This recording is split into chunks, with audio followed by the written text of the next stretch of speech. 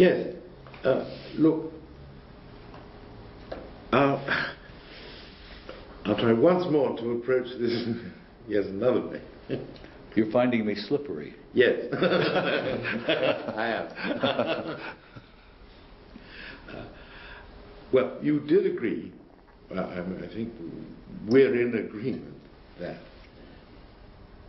if you had people who refused at certain points to reason as we should think they were entitled to, you might be able to persuade them that they ought to do so by drawing their attention to the way they used sentences involving or sentences of the kind that come out as conclusions, or would come out as a conclusion if they reasoned that way, in other contexts. Right? You draw their attention to that and make them see that they would be entitled to infer this from these premises in a way which at present they refuse to do. Okay. Now, let us suppose that that there is some island off the coast of the Netherlands where all the people are brought up, and the children are brought up, and all the adults speak only in accordance, they reason only in accordance with intuitionistic logic. They refuse those forms of inference which are classically valid, but not intuitionistically. And now you want to apply this process to these people, to show them that they really are entitled to reason in the ways that they have been brought up not to, in the ways that we consider valid. For example, you want to persuade them that if something follows from A and it also follows from not A, they have a right to assert it. Right? It depends on assuming A is either true or false. They won't use this form of inference because they haven't got it embedded in their minds that any statement must be either true or false. So, now, how do you set about persuading them to reason classically? I'm not sure there's any good reason to try to persuade them. You are slippery. But you should admit that whether there's a reason for it or not, it should be possible. Well, if I knew more about the details, I might think there was something I could say. But given no more of the story, I'm not sure that there's anything that I ought to say. Well, I'm assuming that by all the other tests you can apply, the meanings they attach to all the non-logical words are just, we can translate without trouble. Yes, well, that's the trouble. We're assuming a lot because I want to connect the things they say with the things I would say, perhaps in rather complicated ways, but in a way that makes what's going on intelligible to me.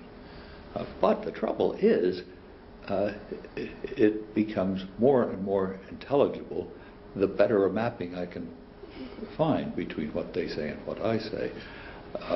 And to the extent that that fails, to that extent, it's hard to know how to bring my thoughts to bear on theirs, because there's a misfit by supposition.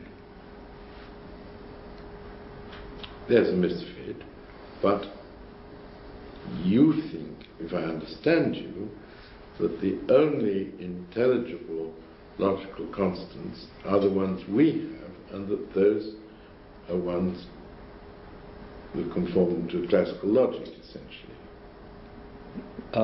Well, that wouldn't be how I would put it. Okay. Then please put it. Well, intelligibility to me means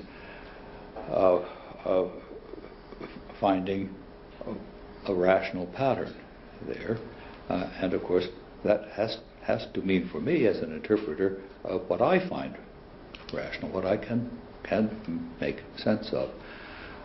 It's not that I insist that other people use exactly the connectives I do. It's rather a matter of my being able to discover, given the conceptual apparatus at my disposal, a way of making contact with their thought in a way that keeps track both of their inferences, that is, makes them rational as far as I can see, and of course also connects their thought with their behavior and with the world.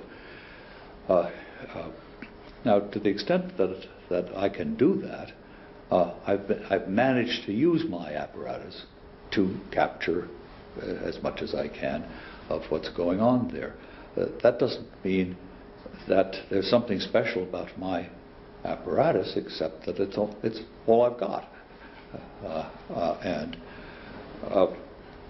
rationality for me means finding that sentences can go from one to another in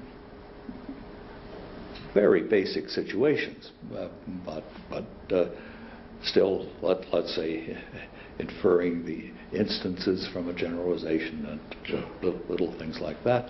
And of course they do that. Oh, they do that. Yes. Well, good. Now, so far, so good. Now, how much sense I can make out of the exact situation you're setting me, I don't know. But my guess is that I could probably make perfect sense of it within my own apparatus. Well, I don't think you could translate it, but you could certainly make sense of it to the following degree. I mean, look, you have a class of students who can teach them intuitionistic logic, and at first it's rather strange, but when they get used to it, they get used to reasoning in accordance with these rules, and they know what would not be a valid inference. Mm-hmm. So, I mean, this is the opposite of Brouwer, as it were. They may not be convinced by the background which is given in explanation of why only these rules are valid, mm-hmm. and essentially the background is that that there isn't the gap between having reasons and being true that we talked about earlier, but that the only notion of truth is there being reasons, not of course necessarily that I know them, but that's the background.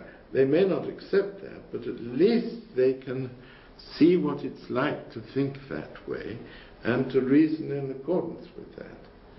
And as it seems to me, if you want to persuade them that they needn't, well, they were students to start with, but now they're people from this island. If you want to persuade them that there's no need to confine themselves to these forms of argument, you've got to get rid of that background, metaphysical, I don't know what to call it, belief, right?